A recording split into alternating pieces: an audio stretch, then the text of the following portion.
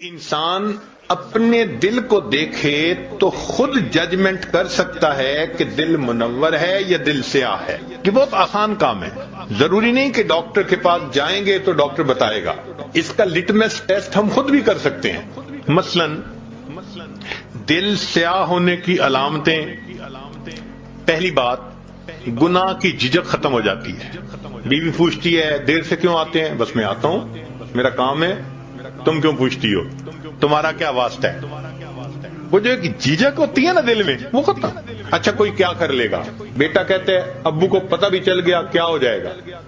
یہ جو جھجک کا ختم ہو جانا ہے، یہ پہلی نشانی ہوتی ہے دل کے سیاہ ہونے کی. اچھا کوئی میرا کیا بگاڑ لے گا؟ پہلے سکرین پہ کوئی ایسی شکل دیکھنے کے ڈرتا تھا، اور اب فیس بک کے اوپر تعلقات بنائے ہوئے ہیں اور ڈر بھی نہیں ہے کسی کا، اکاؤنٹ بھی کھولا ہوا ہے. تو جھجک کا ختم ہو جانا یہ پہلی نشانی ہے کہ انسان کا دل سیاہ ہو چکا. دوسری بات، نیکی کا بوجھل محسوس ہونا.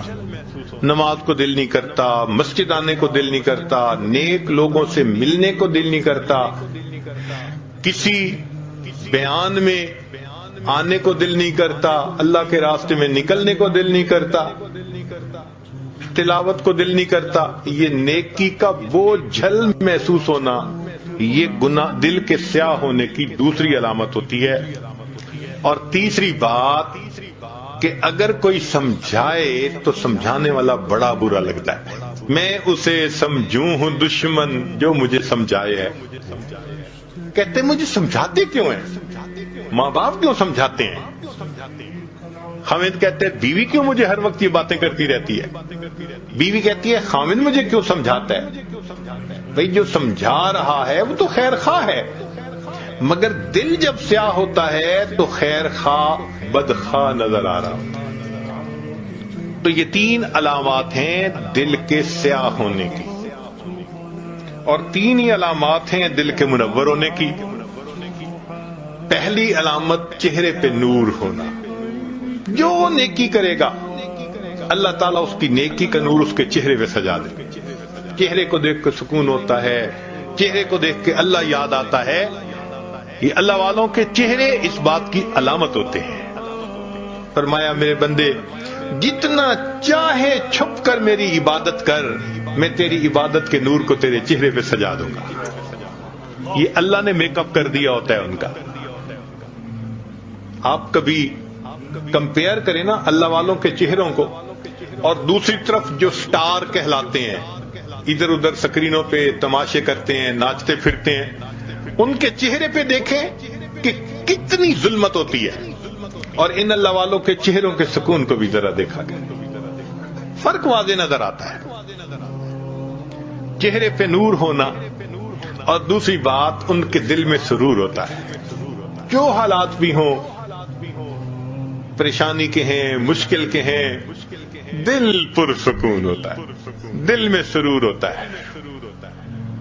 جائیے کس واسطے اے درد میں خانے کے بیچ، جائیے کس واسطے اے درد میں خانے کے بیچ، کچھ عجب مستی ہے اپنے دل کے پیمانے کے بیچ.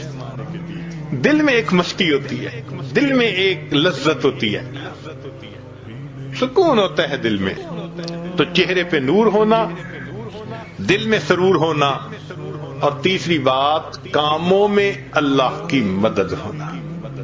جو کام کرنا ہوتا ہے اللہ کڑیاں جوڑتے ہیں، خود بخود قدرت کی طرف سے سبب بنتے چلے جاتے ہیں. اللہ تعالیٰ ان کو دنیا کے معاملات میں الجھنے نہیں دیتے، ان کے کام سنوار دیتے ہیں، نکال دیتے ہیں. اب اس کی مثال یوں سن لیجئے کہ ایک ہوتا ہے عام گھوڑا، ٹانگے میں، ریڑی میں جس کو استعمال کرتے ہیں، وہ ہمارے ہاں 20-25 ہزار کا مل جاتا ہے.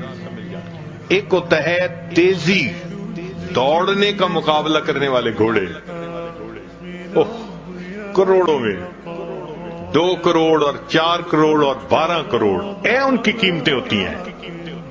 ان کی نسل، ان کی ہر چیز، ان کے لیے کتنی خدمت کرنے والے لوگ رکھے جاتے ہیں، ان کی خوراک کا خیال رکھا جاتا ہے۔ اب اگر کوئی ریکارڈ بنانے والا گھوڑا ہو تیز رفتاری کا، اور اس کے مالک سے کوئی آ کے کہے ذرا اپنا گھوڑا دے دو، میں نے یہ اپنے تانگے کے اندر اس کو استعمال کرنا ہے، وہ کہے گا میرا تیزی کا مقابلہ جیتنے والا گھوڑا، ریکارڈ قائم کرنے والا گھوڑا تانگے میں کبھی نہیں میں دے سکتا۔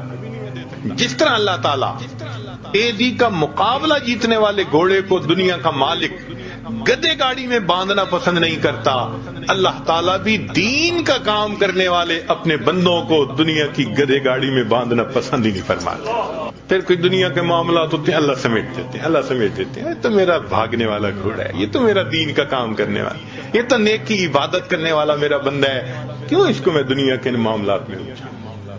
تو اللہ تعالیٰ اس کو محفوظ فرما دے۔